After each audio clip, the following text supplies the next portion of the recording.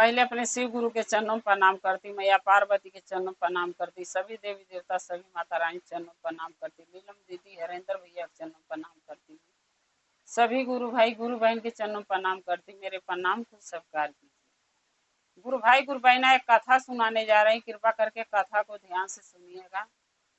ध्यान से सुनने से ज्ञान मिलता है, आधी अधूरी कथा नहीं सुनना चाहिए, क्योंकि शिव गुरु का अपमान होता है। पूरा कथा सुनने से कथा के रहस्य के बारे में पता चलता है, ज्ञान भी मिलता है। कथा में क्या बताया गया, क्या समझाया गया है, उसका ज्ञान हो जाता है। इसलिए कथा को हमेशा आप लोग पूरा सुनिएगा।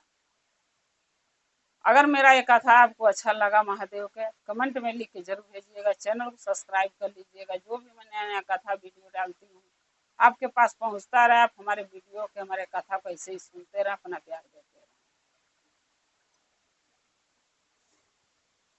रहे। एक गांव में एक कुम्हार था।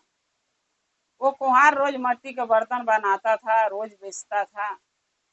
उसका तो धंधा ही है कुम्हारे के, भाई मिट्टी के बर्तन बनाना है, बेचना है। तो एक दिन कुम्हार ने अपनी पत्नी से बोला कि आज मैं मिट्टी के बर्तन, बट्टा और एक क्या नाम है, मटका, ये सब बनाते बनाते तंग आ गया हूँ, मन कर रहा कुछ अलग बनाने के। तो उसकी पत्नी कुम्हार के कुहाइन बोली कि आपके हाथ में गुण है, आप तो कुछ भी कर सकते हैं, इंसान भी बना सकते हैं। अब जब ये बात वो सुना तो सोचने लगा, कह रहा तुम ठीक कह रही हो, सब कुम्हार तो सब बर्तन और कुछ बनाते हैं, मैं कुछ अलग बनाऊंगा तो शायद ज्यादा बिक्री होगा, ज्यादा कमाई होगा। तुम ठीक कह रही, मूर्ति मैं बनाऊंगा, कोशिश करूंगा कि एक खूबसूरत लड़की की मूर्ति मैं तैयार करूँ बना के, ताकि मार्केट में बेचें तो अच्छा आमदनी होगा, पैसे आएगा। तो कुम्हार बोली कि हाँ ठीक कह रहे हैं आप, मूर्ति बनाइए लड़की का। कुम्हार ने गया, माटी ले आया, साना, और खूब एक खूबसूरत मट्टी की मूर्ति बनाई। बना के जब तैयार हो गया, तब कुम्हार बोला अपनी पत्नी से कि इसको घाम में सुखाना पड़ेगा, तभी तो इसको पका के बेचेंगे। तो कुम्हार बोली हाँ रोड पर रख दीजिए ना, जगह काफी है, रोड पर सूख जाएगा। कुम्हार ने ले गया रोड पर, मट्टी के बर्तन के साथ साथ वो मूर्ति को भी रख दिया सूखने के। मूर्ति रख दिया सूखने के, तो गुरु भाई गुरु बहने जानते हैं ये रास्ता है तो हजारों लोग आएंगे जाएंगे। तो मूर्ति रख दिया था, सूख रहा था, मूर्ति बहुत खूबसूरत थी। तो एगो थी बजाज साड़ी वाला, साड़ी बेचने जा रहा था, कपड़े वाला। तो जब वो मूर्ति पर उसकी नजर गई तो वो सोचने लगा, मूर्ति तो इतनी खूबसूरत है, अगर इसको साड़ी पहना दूं तो कितनी खूबसूरत लगेगी। तो क्या किया कि अपने गट्ठर से एक साड़ी निकाला और उसको पहना दिया, पहना के फिर चला गया बेचने। फिर उसी रास्ते धई के थोड़ी दूर पर वही रहा, धई के थोड़ी देर के बाद वो जा रहा था, क्या नाम है, सोनार। जब सोनार देखा तो बोला बताओ, इतनी खूबसूरत लड़की है, साड़ी पहनी है, इसको अगर जेवर पहना दे तो और अच्छा लगेगी। तो वो क्या किया, जेवर कुछ निकाला और पहना के चला गया। उसके बाद वो भी चला गया बेचने। फिर वही रहा था कि कुछ देर के बाद एक पटहेरा जो अपना सामान सेनुर बिंदी टिकुली बेचने जा रहा था, उसकी नजर पड़ी उस मूर्ति पर। तो वो कह रहा है कि बताओ, इतनी खूबसूरत मूर्ति बनाया है और साड़ी पहनी है और जेवर पहनी है, अगर सिंदूर बिंदी लगा दें तो कितनी अच्छी लगेगी। तो वो क्या किया कि सिंदूर बिंदी लगा के चला गया। उसको तो ये था कि मिट्टी की मूर्ति, इसमें लगाने में सिंदूर क्या हर्जा है, लगा के चला गया जब बेचने अपना सामान सिंदूर बिंदी। तो अब रास्ता है तो जो जाए आए सबका नजर पड़े, सबका नजर पड़े तो मैया पार्वती और महादेव भ्रमण के लिए निकले थे। शाम के टाइम में 4 बजे जब भ्रमण के लिए निकले थे, तो वो देव मैया पार्वती जो है कि उनकी नजर उस मूर्ति पर पड़ा। क्योंकि गुरु भाई गुरु भाई ने औरत कोई भी हो, चाहे देवी हो चाहे कोई इंसान ही हो, लेकिन जब वो मार्केट बाजार में कहीं कहीं घूमने फिरने जाती तो उसका नजर चारों तरफ भी घूमता है, कहाँ क्या बिक रहा, कहाँ क्या हो रहा। तो इसे मैया पार्वती के उनका जो निगाह पड़ गया उस मूर्ति पर, तो वो महादेव से, महादेव तो आगे आगे जा रहे हैं, महादेव से बोली कि ये भोलेनाथ सुनिए ना। अब कहने लगे कि ये पार्वती क्या है बताओ, तो बोली देखिए नहीं देखिए। बोले क्या हो गया, तुम औरत की जात जहां जाओगी कुछ न कुछ देखने लग जाती है वो। चलो जल्दी जल्दी भरमन चलना है करने। कह रही नहीं महादेव आइए न, आइए न, सुनिए न, देखिए न। बोले क्या हुआ, गए तो बोली देखिए न कितनी खूबसूरत मूर्ति है, किसी ने कारीगर ने बना के रख दिया, किसी कुम्हार ने। और देखिए साड़ी पहनी है, बिक्खो पहनी है, और सिंदूर बिंदी भी लग गया है, बस उसमें प्राण नहीं है। अगर प्राण उसमें अगर आप डाल देते तो ये मूर्ति बोल पड़ती। तब महादेव बोले कि नहीं पार्वती, अगर हर इंसान में, जानवर हो चाहे पेड़ पौधा हो चाहे बर्तन हो, सब में हम प्राण डालने लगेंगे तो ये तो बड़ा अनर्थ हो जाएगा। बोली क्या अनर्थ हो जाएगा। बोले ये हो जाएगा कि इसमें देखिए बहुत से मनई इसके ऊपर जब ये चलती फिरती एक इंसान बन जाएगी, और ये तो वैसे ही खूबसूरत है, जब इंसान बन जाएगी तो और खूबसूरत लगेगी। तो इस पर कोई भी आके अपना हक जताएगा, कोई भी ले जाने को तैयार हो जाएगा। तो एक लड़की किस किस के घर जाएगी। तो पार्वती बोली कि किस किस के घर जाएगी, जो बनाया होगा उसके घर में रहेगी, आखिर बेचने को तो बनाया था। तो बोले बेचने के मट्टी की मूर्ति बनाया था, एक जीती जागती इंसान जब मैं बना दूंगा प्राण डालिए, तो इंसान थोड़ी ना कोई बेचेगा, उसको कौन खरीदेगा, अब क्यों कोई बेचेगा अपनी बेटी बेटा के। तो मैया पार्वती बोली जो भी हो भोलेनाथ, बस एक बात मेरे मान लीजिए और इसको प्राण डाल दीजिए, मेरा बहुत मन कर रहा कि जीवित हो जाए। महादेव बोले पार्वती तुम मुझे मजबूर कर देती हो हर काम वो करने के काम जो नहीं करना चाहिए, और जब मैं वो काम आपके कहने से कर देता हूँ तो बाद में जाके फिर वही परेशानी फंस जाती है। मैया पार्वती बोली परेशानी फंसे चाहे जो भी हो, आपको तो इसकी जीवित, इसको प्राण डाल के इसके मूर्ति को जीवित करना पड़ेगा, नहीं तो मैं आगे आपके साथ भ्रमण के लिए नहीं जाऊंगी। अब महादेव भी मजबूर हो गए, तो इंसान भी मजबूर हो जाता है, जब देवी देवता मजबूर हो गए तो इंसान भी ऐसे ही हो जाता है पत्नी के आगे। महादेव भी पार्वती के आगे मजबूर हो गए, बोले कि ठीक है पार्वती, जब तुम बात नहीं मान रही हो तो चलो ठीक है, मैं उसमें प्राण डाल देता हूँ, मगर आगे जो होगा शाम के टाइम में उधर से आते समय तो तुम ही निपटना, मैं नहीं जाऊंगा फिर तुम्हें सहायता के लिए। पार्वती बोली महादेव कोई बात नहीं, मैं देख लूंगी, आप डालिए प्राण। उस समय पार्वती ताव ताव में बोल दी, लेकिन होता है ना जब आ पड़ता है कोई परेशानी तो आदमी की बुद्धि नहीं काम करता है। प्राण डाल दिए, वो लड़की जीती जाती है इंसान बन गई, या महादेव मैया पार्वती भरमन के चले गए। जब भरमन के चले गए तो शाम जब हुआ तो भाई जितने लोग गए थे सारे उस रास्ते से फिर लौटना, अब ये लोग कंपनी में जाएगा जिस रास्ते उसी रास्ते घर भी आता है, वही हाल हो जाता है रोजगार वाला नहीं। शाम हुआ तो एक जो बजाज था जो साड़ी पहनाया था कपड़े वाला, वो कपड़ा बेच के आ रहा था, उसकी नजर उस मूर्ति पर पड़ गई, देखने लगा। फिर उसके बाद जो है कि जो घर जो बनाया, अरे जो मूर्ति बनाया था कुम्हार, वो सबसे पहले वो घर में से निकला। जब घर में से निकला तो देख रहा कि मूर्ति तो चल फिर रही है, घूम रही है, टहल रही है उसी रोड पे। तो देखते हद हो गया, वो सोचने लगा कि बताओ ये तो मैं मूर्ति बनाया था मट्टी का, ये तो इंसान बन गई है। तो उसका जो मन है ना, कुम्हार का जो मन है, गलत विचार उसके मन में भावना में आ गया। वो सोचने लगा जब ये औरत बन गई, इंसान बन गई, तो इससे शादी मैं कर लेता हूँ अपने घर में जाके। तो वो गया था कह रहा मैं तुमसे शादी करूंगा। तो वो बोली क्यों। बोला कि मैं तुम्हें बनाया हूँ, रचा हूँ।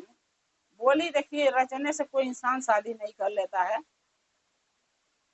तो अभी वो बातें कर रहा था तौले वो जो साड़ी वाला था वो साड़ी बेच के आ गया था, कपड़े वाला कपड़ा बेच के। जब वो देखा तो वो गया मूर्ति के लगे कि तो चलती फिरती इंसान है, तो देख रहा तो वो बोला नहीं मैं शादी करूंगा। कुम्हार बोला मैं करूंगा, और कपड़े वाला बोला मैं करूंगा। तो कुम्हार बोला इसको मैं बनाया हूँ, मेरा हक है। कपड़े वाला बोला मैं साड़ी पहनाया हूँ, मेरा हक है। उसके बाद थोड़ी देर के बाद वो सुनार आ रहा था उसी रास्ते, वो भी अपना दर दुकान बेच के सर सामान आ रहा था बिखो गाना। देखा तो वो गया, वो तो इंसान बन गई है लड़की मूर्ति। वो गया था कह रहा नहीं मैं जेवर पहराया हूँ, मैं इससे शादी करूंगा। उसके बाद थोड़ी देर के बाद वो पढ़ेरा है जो सिंदूर बिंदी लगा के गया था, वो भी देखा ये तो जीते जागते इंसान बन गई है। कह रहा नहीं मैं शादी करूंगा, मैं सिंदूर बिंदी लगाया हूँ इसको। अब सब आपस में चारों लड़ रहे हैं तो मैया पार्वती महादेव भरमन से उधर से लौट रहे थे। फिर मैया पार्वती का नजर उसी ओर पड़ा, क्योंकि मैया पार्वती के मन में कहीं न कहीं था कि लड़की जीवित हो गई है। तो महादेव बोले कि बहुत ज्यादा दिक्कत होगी, देखो क्या दिक्कत है। अब कोई चीज के मना कर देता है ना जब आदमी औरत के, तो औरत उस चीज को जरूर जाती है देखने। वैसे मैया पार्वती देखने लगी। जब देखी तो काफी भीड़ लगा था। तब भोलेनाथ से कह रही है कि हे भोलेनाथ, अब भीड़ किस बात की है यहाँ पे। तब महादेव बोले कि वो सब उस लड़की की वजह से भीड़ है, जिसके तुम प्राण डाल के हमसे डलवा के प्राण उसके अंदर और जीविती जागती एक इंसान बनवा दी, उसके वजह से भीड़ लगा। मैया पार्वती बोली क्यों? बोले कि खुद जाके देख लो, अपने जाओगे देखोगे तो पता चल जाएगा। अब भीड़ देख के मैया पार्वती सोचने लगी कि मेरे बस का तो है ही नहीं, इतना लोग जुटे हैं, मैं क्या बोलूंगी जाके। फिर मैया पार्वती महादेव से करें कि हे भोलेनाथ, आप ही चलिए मेरे साथ। आप चलेंगे ना तो थोड़ी हिम्मत मिलेगी, थोड़ी सहायता मिलेगी। महादेव हंसने लगे, बोले तब तो ताव ताव में बोल दिए मैं करूंगी देख लूंगी। अब जब करने देखने का आया समय तो इन्होंने कह रहा मेरे मेरे को लिया जा रही हैं। महादेव सोचे कि चलो सही बात है, अकेला पार्वती को भेजना ठीक नहीं है, भीड़ है ज्यादा, चलो साथ में चलूंगा तो सही रहेगा। महादेव मैया पार्वती जब दोनों वहां गए तो देख रहे हैं भीड़।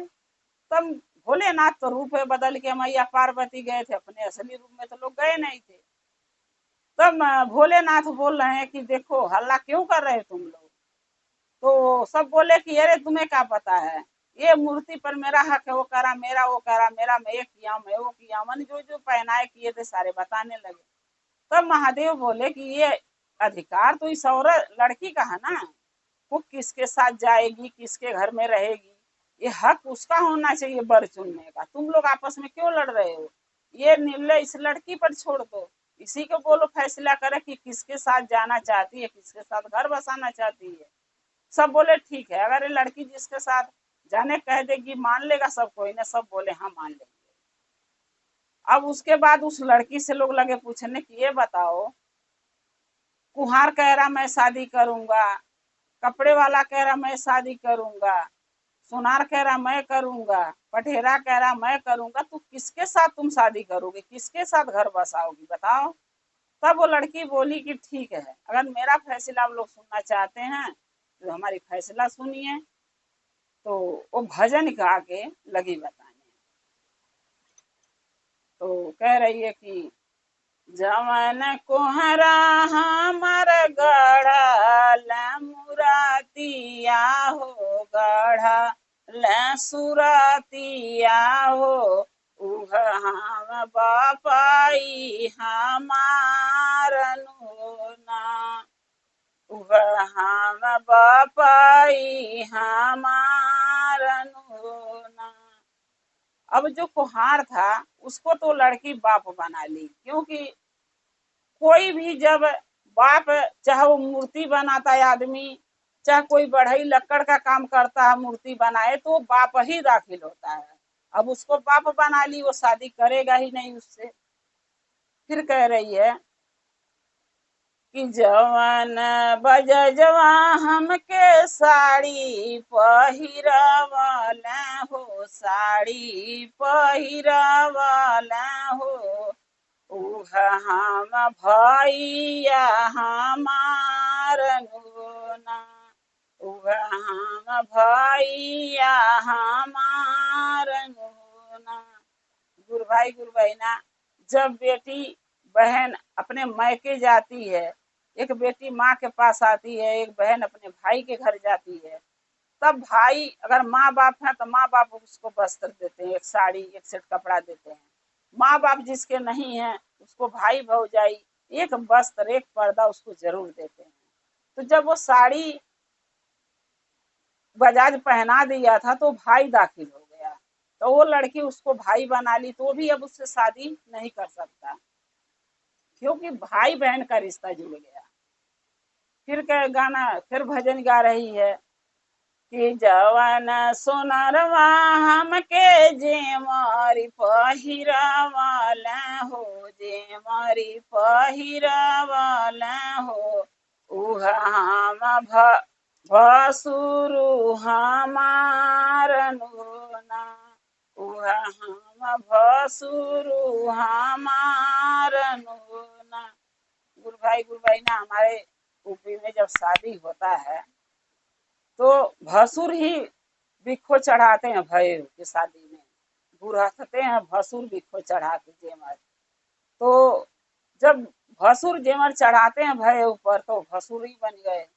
तो वो जो सोनार था उसको भसुर बना लिया, यानी जेठ, यहाँ के भाषा में लोग जेठ कहते हैं। जब जेठ बना ली तो जेठ एक भयऊ से शादी नहीं कर सकता, अब वो भी साइड हो गया। फिर भजन गा रही है कि जवन पटहेरवा हमके से नूर पहिरावाला हो, से नूर पहिरावाला हो, उह हम पति जी हमारन होना, उह हम पति जी हमारन होना। तो गुरु भाई गुरु बहना, इस बात में तो सच्चाई था, हकीकत में हो चाहे सीरियल में हो चाहे कैसे हो, जब इंसान सेनूर, एक चुटकी सेनूर जब मांग में कोई आदमी किसी औरत को डाल देता है तो पति ही बन जाता है, चाहे वो गरीब हो चाहे अमीर हो चाहे भिखारी हो, कुछ भी हो, चाहे कोई भी जात का हो, लेकिन वो बना तो पति ही, तो वो उसको पति बना ली। तो जाहिर सी बात ये जाएगी तो उसी के साथ, क्योंकि सिंदूर बिंदी लगाया तो पति तो वही कहाएगा। फिर कह रही है भजन गा के कि जवन शिव गुरु हमर डरल परानवा हो, डरल परानवा हो, उह हम शिव गुरु हमार होना, उह हम शिव गुरु हमार होना। शिव गुरु के, महादेव के, मैया पार्वती के प्रणाम करी और सब ने बोलने लगा कि भाई लड़की अपना फैसला सुना दी है, जो सिंदूर बिंदी सेनुहार पटेरा लगा डाला है, इसके मांग में सिंदूर भरा है, वही इसका पति होगा अब से, और लड़की अब उसी के साथ जाएगी। तब महादेव मैया पार्वती बोले अब तो फैसला हो गया। सब बोले हाँ। सब अपने अपने घर को चले गए और जो पटहेरा था वो अपनी पत्नी यानी उस लड़की को लेके अपने घर गया, उसके साथ वो लड़की घर बसाई, अपना परिवार बसाई और हंसी खुशी उसके साथ रहने लगी। और महादेव का दया और कृपा उस लड़की पर और वो पटहेरे पर हमेशा के लिए महादेव उसको आशीर्वाद दे के अपना दया, अपना कृपा उसके ऊपर बना के रखे। तो इसीलिए कहते हैं गुरु भाई गुरु बहना कि देखिए आजकल के दुनिया में कहा है कि एक चुटकी सेनूर का कीमत न कोई औरत समझना चाहती है, न कोई लड़की और न कोई लड़का, क्योंकि उनको लगता है कि एक से चुटकी सिंदूर एक मजाक है, आज इसका शादी कर लो, इसको छोड़ दो, तलाक दे दो और दूसरे से कर लो, क्योंकि कीमत नहीं समझते। पहले की औरत ही यार आदमी इस चीज की कीमत समझते थे, आजकल नहीं समझ रहे हैं। लोग भटक गए, अपने रास्ते से भूल गए हैं, रास्ता लोग के नहीं पता है कि इस मंजिल पर चल के गलत कदम उठा के हम किस ओर जा रहे हैं। तो हमें इस भजन के द्वारा, इस कथा के द्वारा हम लोग यही आजकल के नौजवान के समझाना चाहते हैं कि ये गलत है। जिसके एक चुटकी सेनूर जब हम किसी लड़की की मांग में भर देते हैं तो वो जैसे भी हो वो तुम्हारी पत्नी बन गई है, उसके साथ व्यवहार से अच्छे से लड़की को भी रहना चाहिए, लड़के को भी रहना चाहिए, या दोनों के आपस में मिल के अपना परिवार बसाना चाहिए, घर चलाना चाहिए। गुरु भाई गुरु बहना, अगर मेरा एक कथा आपको अच्छा लगा तो कमेंट में लिख के जरूर भेजिएगा, चैनल को सब्सक्राइब कर लीजिए, जो भी मैं नया नया कथा वीडियो डालती हूँ आपके पास पहुंचती रहे, आप हमारे कथा को देखते रहें, अपना प्यार देते रहें, हम और आप शिव परिवार से ऐसे ही जुड़े रहें। हर हर महादेव, घर घर महादेव, महादेव का दया और कृपा सभी भक्तों पर सदा बना रहे। जय शिव। पहले अपने शिव गुरु के चरणों में प्रणाम करती हूँ, मैया पार्वती के चरणों में प्रणाम करती हूँ, नीलम दीदी हरिंदर भैया के चरणों में प्रणाम करती हूँ, सभी गुरु भाई गुरु बहन के चरणों में प्रणाम करती हूँ। मेरे प्रणाम को स्वीकार कीजिए। गुरु भाई गुरु बहना, एक कथा सुनाने जा रही, कृपा करके कथा को ध्यान से सुनिएगा। ध्यान से सुनने से ज्ञान मिलता है, आधी अधूरी कथा नहीं सुनना चाहिए, क्योंकि शिव गुरु का अपमान होता है। पूरा कथा सुनने से कथा के रहस्य के बारे में पता चलता और ज्ञान भी मिलता है, कथा में क्या बताया गया। इसलिए कथा को हमेशा पूरा सुनना चाहिए ताकि ज्ञान मिले। अगर मेरा ये कथा आपको अच्छा लगेगा तो कमेंट में लिख के जरूर भेजिएगा, चैनल को सब्सक्राइब कर लीजिएगा। जो भी नया नया कथा वीडियो मैं डालती हूँ आपके पास पहुंचता रहे। आप हमारे कथा को ऐसे ही देखते रहे, अपना प्यार देते रहे। एक गांव में एक धोबी थी, उसके एक लड़का था। एक लड़का था तो शादी करी, बहू आई और एक बेटी थी उस धोबी को, एक लड़की एक लड़का था। लड़का बड़ा था, लड़के की शादी कर दी और बहू आ गई। जब बहू आ गई तो लड़का कमाने चला गया। लड़का बोला, माँ घर में रह के गुजारा नहीं होगा, परिवार बड़ा है तो कमाना भी बाहर जा करना पड़ेगा, क्योंकि यहाँ कपड़े धो के कितना हम लोग कमा लेंगे, आप हो तो अपन धोते रहना। जब बेटा बाहर चला गया तो जो सास थी, सास बहू में रत्ती भर पड़ता नहीं था, तो सास ने बहू के अलग कर दी। जब अलग कर दी तो बहू भी लगी कपड़ा धोने, क्योंकि पेट पालने के लिए कपड़ा तो धोना पड़ेगा, तो रोजी रोटी तो अपने चलाना पड़ेगा। तो जो बहू थी वो शिव की शिष्या थी, लेकिन जो सास थी वो शिव की शिष्या नहीं थी। वो चर्चा भजन में नहीं जाती थी, महादेव के चाहे किसी भी देवी देवता के चर्चा भजन में नहीं जाती थी, संग भक्ति में नहीं जाती थी, कथा वार्ता नहीं सुनती थी, पूजा पाठ नहीं करती थी, तीर्थ धाम नहीं करती थी। बुढ़िया की ये सब चीज से कोसों दूर थी बुढ़िया, क्योंकि उसका एक ही काम था कि बस कपड़े लोगों से लाना और धोना और देना, यही सब काम करती थी। जब आदमी संग भक्ति में जाता है, पूजा पाठ में, तो ज्ञान के बातें सीख के आता है। लेकिन जब नहीं लोग जाएगा तो ज्ञान कहाँ से आएगा। तो वो बुढ़िया नहीं जाती थी तो उसके पास ज्ञान की कमी थी।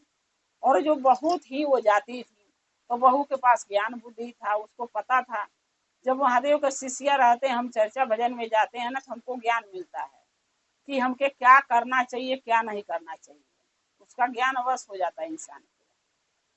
तो जब बहू के वो सास धोबी ने अलग कर दी अपनी बहू के, तो माँ बेटी दूसरे घाट पे नदी में, जैसे नदी में एक दूसरे साइड बहू कपड़ा धोती थी और दूसरे साइड, एक साइड सास और ननद, माँ बेटी। उसके बाद क्या हुआ कि ऐसे अपना कमाते खाते उनकी जिंदगी कट रही थी, चल रही थी, बीत रहा था जीवन।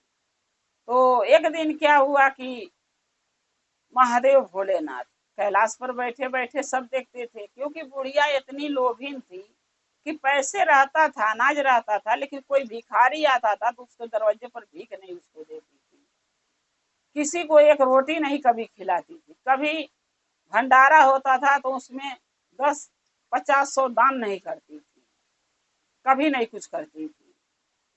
तो वो बहुत लोभीन थी, कंजूस थी, कंजूस खा थी। गुरु भाई गुरु बहना, जब ज्ञान होना ही होता तो आदमी उल्टा उठ पड़ा में हरकतें करता है। इसीलिए कहते हैं कि महादेव के ज्ञान लेना जरूरी है, चर्चा भजन में जाना जरूरी है।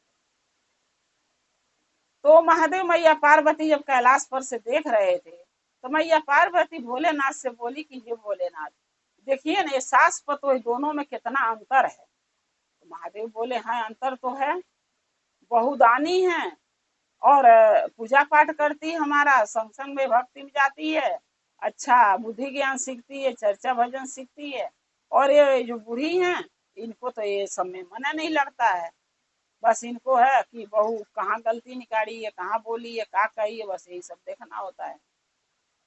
तो महादेव बोले कि हे पार्वती, मुझे इस बुढ़िया के यानी इस बूढ़ी माता के पास जाना पड़ेगा, रूप धारण बदल के, देखूं हमें भिक्षा अपना सहायता के लिए जाऊंगा, देखूं हमारी सहायता करती है। तो पार्वती बोली, क्या सहायता मांगेंगे? बोले कि आप देखते रहना, मेरे को जाने तो पहले। जब महादेव पृथ्वी पर आए भेष बदल के, एक भिखारी के, महात्मा के, तब वो बुढ़िया के लगे गए जहाँ माँ बेटी दोनों कपड़े धो रही थी। तो बुढ़िया से बोले कि हे माता, हमारे कपड़े बहुत मैले हो गए, क्योंकि बहुत गंदा कपड़ा पहन के भोलेनाथ आए थे, क्योंकि उनको तो परीक्षा लेना था। जब आए तो बोले कि हे माता, मेरा कपड़ा बहुत गंदा हो गया है, क्या इस वस्त्र को आप धो देंगी? तो उसकी लड़की बोली कि हाँ, धो तो देंगे, लेकिन पैसे लगेगा। तो वो महात्मा बोले कितने पैसे लगेगा? तो बोली कि 10 रुपया लगेगा। तो महात्मा बोले कि भाई, हमारे झोली में तो 1 रुपया भी नहीं है, तो हम 10 रुपया कहाँ से दे पाएंगे? और सबका धोती हूँ, पैसा कमाती हूँ, मेरा वैसे ही धो दो जरूर। अरे किस किस कुछ अच्छा कर्म करना चाहिए, अच्छा काम करना चाहिए, ताकि महा भगवान भी कहें कि हाँ, अच्छा कर्म कर रही है। तब बुढ़िया कह रही है कि नहीं, अगर हम पैसे नहीं लेंगे तो भगवान मुझे खाना दे देंगे, महादेव हमके भोजन करा देंगे, जो कि हम फ्री का काम कर रहे हैं, हम तो बिना पैसे का कपड़ा नहीं धोएंगे। महादेव यानी महात्मा बोले ठीक है, नहीं धोगी तो कोई और से धोला लेंगे। बोली हाँ, आ जाओ, फ्री का। हमारी वो बहू जो है ना उधर घाट पे, वो ही फ्री का काम करती है, क्योंकि वो चर्चा भजन में जाती है ना, तो बहुत ज्ञानी बन गई है, इसलिए फ्री का काम करने की ठेका उठा रखी है, जाओ उसी से करा लेना। महादेव बोले ठीक है। भोले बाबा चले गए। जब वो जो धोबिन थी उसकी बहू के पास जब गए, तो चुपचाप खड़े हो गए, जा सोचने लगे, न पता ये भी धोएगी कि नहीं धोएगी, बोलूं कि ना बोलूं। उनके बोलने से पहले वो धोबिन यानी उसकी बहू बुढ़िया का धोबिन के कह रही है कि बाबा क्या बात है, क्या सोच रहे हैं, बताइए, कुछ मेरे लायक अगर सेवा है तो आप बताएंगे तो मैं जरूर कर दूंगी।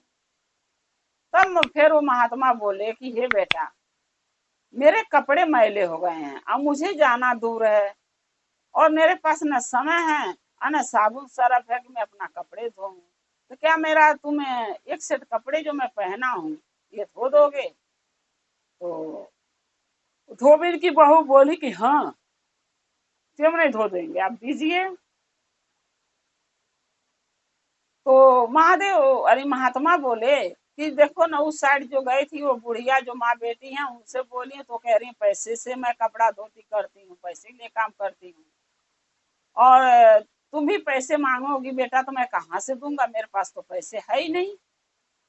तब वो धोबिन के जो पतोई थी वो बोली नहीं बाबा, कोई जरूरी नहीं है कि हर इंसान से पैसे लेके काम करो। अरे कुछ काम बे पैसे के भी करना चाहिए, ताकि मरने के बाद जब हम जाएंगे महादेव के दरबार में, तो कुछ तो अच्छा करके जाएंगे, जिसके वजह से हमारे भोलेनाथ हमारे ऊपर खुश होके क्या पता अपने चरणों में मुझे स्थान दे दें रहने के लिए। इसलिए कुछ सेवा फ्री का करना चाहिए, सो मैं करती हूँ। अगर कोई आ जाता, किसी के पास पैसे नहीं होता है, तो उसका मैं कपड़े धो देती हूँ, प्रेस कर देती हूँ, मुझे कोई दिक्कत नहीं होती है। अरे 100 से कमाएंगे, एक से नहीं कमाएंगे, तो उससे थोड़ी मेरा घर चलना बंद हो जाएगा, मेरा खर्चा बंद हो जाएगा घर का। तो महात्मा सोचने लगे भाई, इस चर्चा भजन में जाती, इसके पास तो ज्ञान है। बोले ठीक है बेटा, मैं अपना कपड़ा दे देता हूँ, तुम धो देना। बोली ठीक है बाबा, आप दे दीजिए। जब वो कपड़े महात्मा ने धोबिन को दिए धोने के लिए, उसकी बहू के बुढ़िया के, वो बेचारी क्या करी, कपड़ा धोई, प्रेस करी और दे दी उनको। बोली बाबा लीजिए, पहन लीजिए।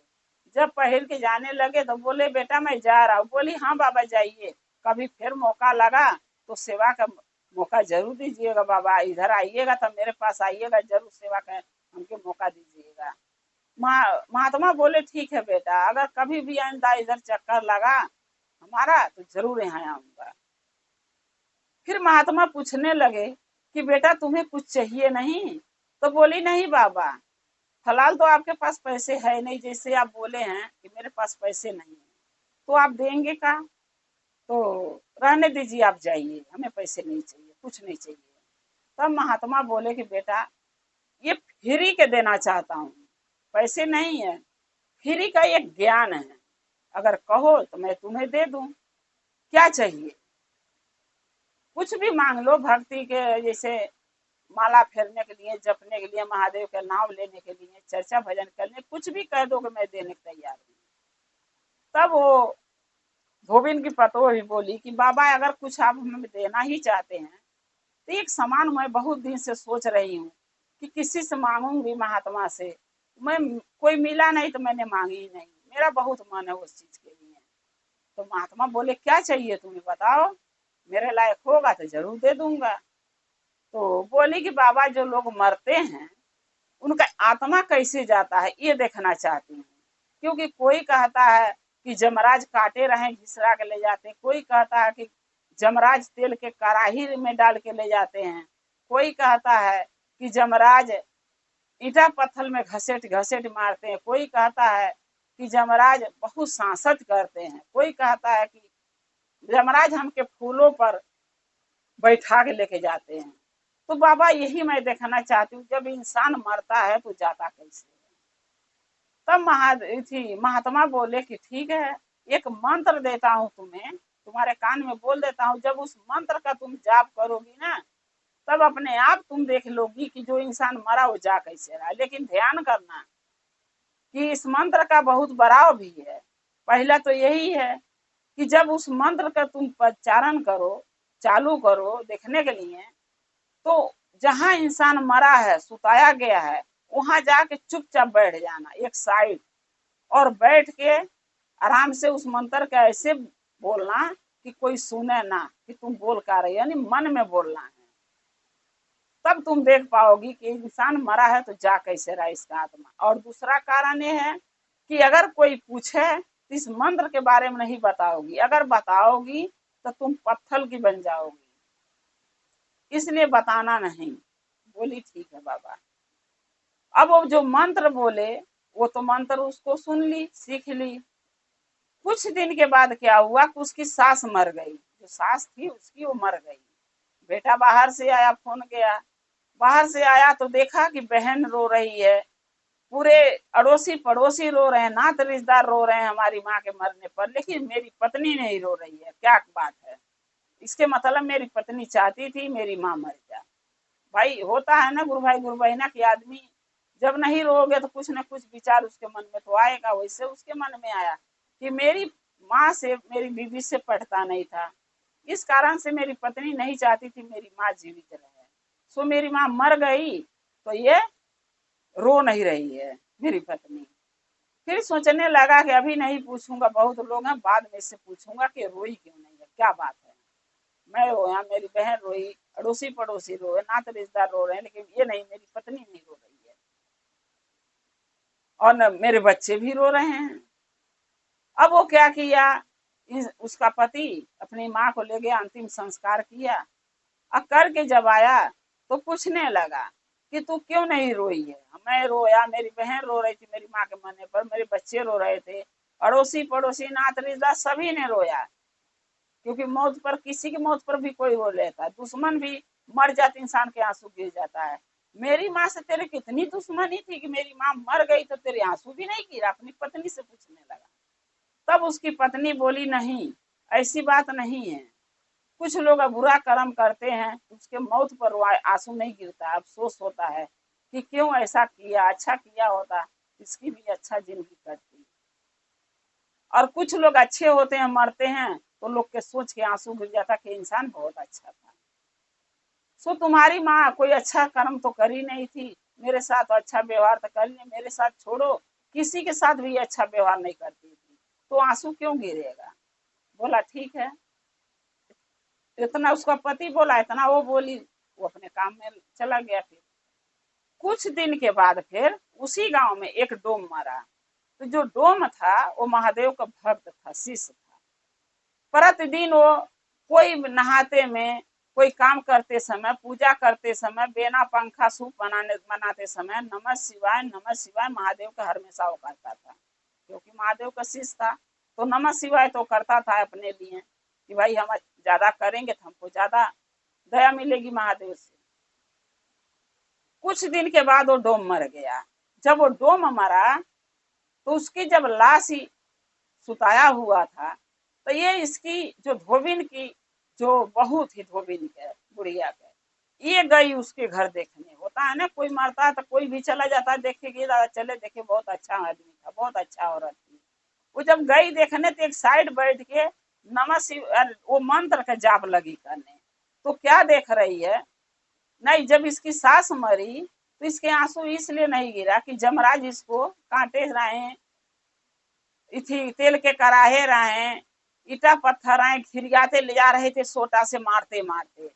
तो ये नहीं आंसू गिरा सोच के कि भले जैसा कर्म करी थी वैसा भोगते जा रही है, तो इसमें रोने वाली कोई बात है ही नहीं। लेकिन जब वो डोम मराया गई, जब मंत्र का जाप करी, तो क्या देख रही है कि डोम के लिए जमराज के जो दूत आए हैं वो हाथ में फूल है उनके।